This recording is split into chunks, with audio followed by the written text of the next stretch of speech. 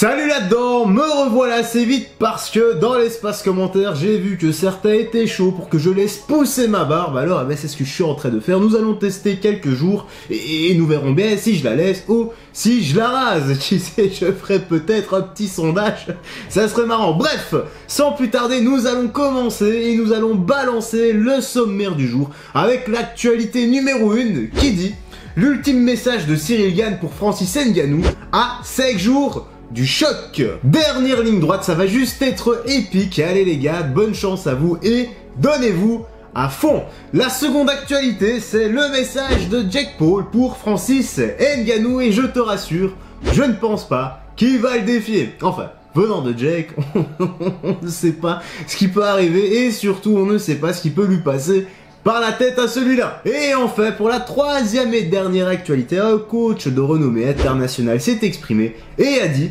Cyril Gane me rappelle un peu Tyson Fury. Mais qui est donc ce coach? No spoil, nous verrons ça juste après. Et je viens de remarquer quelque chose, c'est qu'on ne parle limite plus que de ces deux-là, Cyril et Francis. Imagine un peu s'il va 2, ça termine en égalité. Eh bien, je pense que nous serons repartis pour un tour, si c'est le cas. Mais pas peur, n'aie pas peur, n'aie pas peur. Je n'ai pas oublié la petite vidéo du jour et on se retrouve comme d'habitude tout de suite après. Tu vas voir, c'est très court.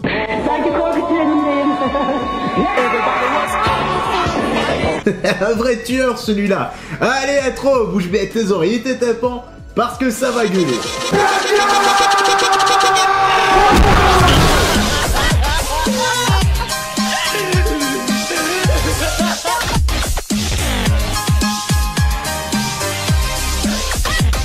Voilà, l'intro est torchée, j'espère que tu vas bien, que tout se passe pour le mieux pour toi. Je sais d'ores et déjà que tu es déjà bien installé, que tu es déjà bien rodé, que tu as sorti ta petite bouffe, ta petite collation.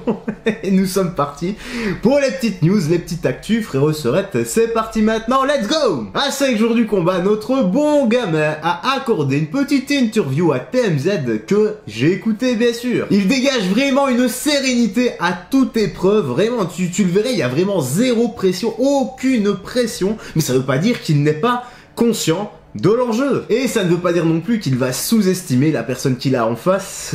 Loin de là, crois-moi. Bref, voici le message de Cyril pour Francis et il lui a dit: bonne chance mon gars, bonne chance mon gars. Juste bonne chance, fais de ton mieux parce que moi, je vais le faire. C'est super, fais de ton mieux, je vais le faire aussi. Faisons simplement de notre mieux et tâchons d'être à la hauteur de tout ça. Ensuite, le journaliste lui a demandé s'il avait du ressentiment, s'il avait quelque chose à régler contre Francis. Et ben voilà simplement la réponse que Cyril a dit. Et justement, attends, je descends, voilà. Et il a dit: oui, bien sûr qu'on va se frapper, mais non. Pour comprendre parfaitement mon sentiment, je n'ai aucune animosité envers Francis. Et c'est très bien de le souligner. Il n'y a aucune animosité entre les deux. Se battre, ça fait partie du taf. Ben, c'est leur métier. Peu importe qu'il y a en face de toi, ton boulot c'est quoi? C'est de venir à bout de ton adversaire. Mais ce n'est pas pour autant que tu détestes la personne que tu combats. En gros, c'est juste ton job et voilà, c'est tout, il n'y a rien à ajouter. Pour ma part. Enfin si, on lui a même posé la question: est-ce que tu vas check Francis? Et Cyril, lui, il a carrément répondu: oui, je vais le check avant, après le combat et même pendant la guerre. Ça prouve qu'il n'y a rien entre les deux à part cette ceinture de champion du monde qu'il convoite. Enfin, tout le monde convoite la ceinture de champion du monde, c'est comme ça, le titre honorifique. Ou la thune, au choix. Allez, c'est parti pour l'actu numéro 2, et nous allons passer, justement, là on a parlé de Cyril, maintenant on va parler du Predator Francis Ngannou. Et il faut savoir que c'est un peu l'amour fou entre Francis et Papa White niveau thune. Il n'arrive vraiment pas à se mettre d'accord là-dessus. D'ailleurs, Francis avait déjà expliqué qu'il ne se battrait plus pour un salaire entre 500 ou 600 000 $, et qu'il verrait d'autres options comme la boxe, etc. Et suite à ça, Jake Paul a voulu mettre son grain de sel.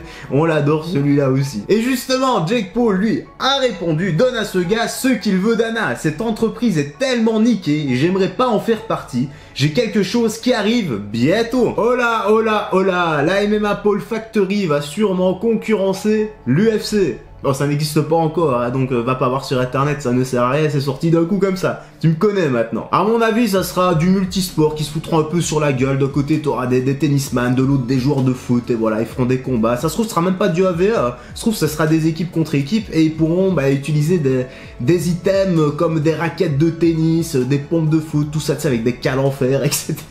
Bon, attends, je suis un peu en train de m'éloigner là, faut quand même revenir à nos moutons. Et on peut dire ce qu'on veut de Jake Paul, mais lui au moins il paye correctement ses athlètes, non? Ne serait-ce qu'avec Tyron Woodley, le gars lui a quand même donné son plus gros salaire, sa plus grosse bourse, il a jamais eu ça à l'UFC alors qu'il a été champion du monde pendant 3 ans. Donc c'est quand même énorme. Et ici nous avons un second tweet que Jake Paul avait répondu à Brett Okamoto. Donc là Brett Okamoto avait mis Francis Ngannou un contrat, enfin la situation de Francis Ngannou au niveau du contrat est super unique et super rare. En plus de ça, il va bientôt défendre son titre contre Cyril Gane. Et là, eh bien, Jake Paul lui a répondu: Brett, il n'y a rien d'unique et de super rare là-dedans. Il est sous-payé comme tous les autres combattants UFC. On peut creuser ça ensemble si tu veux. Maintenant, j'en vois déjà qui vont s'offusquer parce que 500 000 $, c'est énorme. Oui, faut pas se leurrer, c'est vraiment énorme. Mais attention, là on parle de 500 000 $ brut. Alors il faut retirer la paye des équipes parce que quand tu te prépares comme ça, t'es pas tout seul. Donc l'équipe, le camp d'entraînement, la bouffe, peut-être l'hôtel, peut-être je sais pas moi, le logement, qu'est-ce qu'il y a d'autre, peut-être la taxe aussi, et certainement d'autres choses que j'oublie aussi. On ne sait pas vraiment combien est-ce qu'il lui reste dans la poche après tout ça. Un peu comme toi et moi quand on reçoit notre fiche de salaire. Mais voilà, sur ce coup là je suis plutôt d'accord avec Jake et nous verrons bien le destin de Francis après le 22, après le choc des titans. Et enfin, pour l'actualité numéro 3, nous avons Teddy Atlas, légende, coach de boxe, qui s'est exprimé au sujet de Cyril Gane, et plus particulièrement sur son gabarit, sa mobilité, etc. Et il a dit: d'une certaine manière, il me rappelle un peu Tyson Fury. Fury est une sorte d'énorme, de gigantesque mammouth, et en temps normal, vous ne retrouvez pas chez les gens comme lui l'agilité, la sophistication et la technique de Fury. Cette combinaison d'atouts qui le rend si original, si unique, si spécial. Oui, c'est un peu comme Mohamed Ali qui était extrêmement mobile et agile pour quelqu'un de son gabarit. Mais Fury, c'est encore un cran au-dessus. Et là, attention, je parle niveau gabarit, vu que Fury mesure quand même 2,06 m. Ah ouais, c'est énorme, les gars, c'est un tank, quoi. Oui, je sais. Ils nous regardent tous de haut. Allez, la suite, qu'a-t-il dit? Il a dit: encore une fois, je vois en Gane ce genre de choses. Le fait qu'il est plus développé que les autres combattants de sa taille. Il a le talent et les atouts d'un plus petit gabarit, alors que c'est un colosse. C'est clair qu'il est extrêmement balèze. Comme je l'ai déjà dit pour expliquer ce genre de spécimen, il est une sorte de Goliath avec le cerveau de David. Franchement, voilà un beau compliment. Jolie vision des choses. Pour Gane, c'est clair, il a la vitesse, la technique, la mobilité. Ça fait de lui un combattant extrêmement complet. Le QI fight aussi, très important. À voir maintenant pour le 22 s'il arrivera à en venir à bout du Predator ou non. Quoi qu'il en soit, le mot de la fin sera pour les deux athlètes: bonne chance les gars, faites de votre mieux, parce que nous, on vous encouragera de notre mieux. Voilà, frérot Sorette, les petites news, les petites actus se terminent ici. J'espère que tu as bien apprécié, que tu as pris un bon moment en notre compagnie. N'hésite pas à réagir dans l'espace commentaire. Que penses-tu de tout ça? Moi, je pense que je vais... Maintenant, il est temps, à une semaine, enfin à 5 jours du choc des titans, de balancer un petit sondage sur qui voit qui vainqueur. Moi, j'ai déjà ma petite idée et tu sais très bien qui je vois vainqueur. Quoi qu'il en soit, écoute, on va se laisser ici. N'oublie pas de prendre bien soin de toi, comme d'hab, très important, des gens que tu aimes. Le sport, le b.a.-ba de la vie, l'alimentation, une bonne alimentation, vitamine oméga 3, la base des compléments alimentaires. Comme d'hab aussi, et quant à moi, frérot Sorette, écoute, je vais te laisser ici.